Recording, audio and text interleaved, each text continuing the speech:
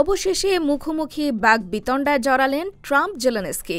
Ukraine যুদ্ধ বন্ধ নিয়ে তাদের এই কাণ্ড গোটা দুনিয়া এখন আলোচনার খোরাক। শুক্রবার হোয়াইট হাউসের ওভাল অফিসে অনুষ্ঠিত বৈঠকে তাদের মধ্যে উত্তপ্ত বাক্য বিনিময় হয়। এই বৈঠকের উদ্দেশ্য ছিল ইউক্রেনের খনিজ সম্পদে যুক্তরাষ্ট্রের নিয়ন্ত্রণ নিয়ে একটি চুক্তি সই করা, তবে শেষ পর্যন্ত তা সম্ভব হয়নি।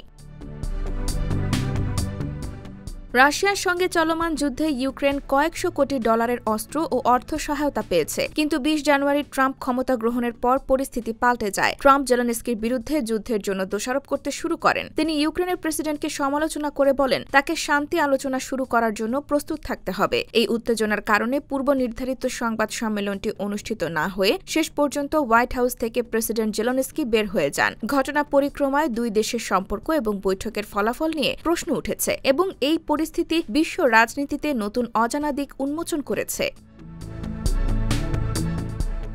এর আগে সাংবাদিকদের সামনে এই বৈঠকে জেলেনস্কিকে একের পর এক আক্রমণ করে বক্তব্য দেন ট্রাম্প। জেলেনস্কি তৃতীয় বিশ্বযুদ্ধ নিয়ে জুয়া খেলছেন বলে অভিযোগ করে ট্রাম্প বলেন, আপনার দেশের মানুষ খুবই সাহসী, কিন্তু আপনাকে হয় রাশিয়ার সঙ্গে একটি চুক্তি করতে হবে, নইলে আমরা আর আপনাদের সঙ্গে নেই, তাহলে আপনাকে একা লড়তে হবে। ট্রাম্প ও জেলেনস্কির মধ্যে মতপার্থক্য একসময় চিৎকার চেঁচামেচি পর্যায়ে চলে যায়। জেলেনস্কি যুদ্ধে হেরে যাচ্ছেন দাবি করে ট্রাম্প বলেন, মানুষ মারা পড়ছে, যুদ্ধের জন্য সেনার সংখ্যাও কমছে ক্রমশ, আপনার হাতে বিকল্প নেই। একবার আমরা চুক্তি সই করলে আপনি ভালো অবস্থানে চলে যাবেন, কিন্তু আপনাকে আদৌ কৃতজ্ঞ মনে হচ্ছে না। সত্যি কথা বলতে কি, এটা ভালো কোনো বিষয় নয়। এই বৈঠকের আগে ট্রাম্প বলেছিলেন, ইউক্রেনের খনিজ সম্পদ নিয়ে শুক্রবার তার সঙ্গে জেলেনস্কির চুক্তি সই হবে।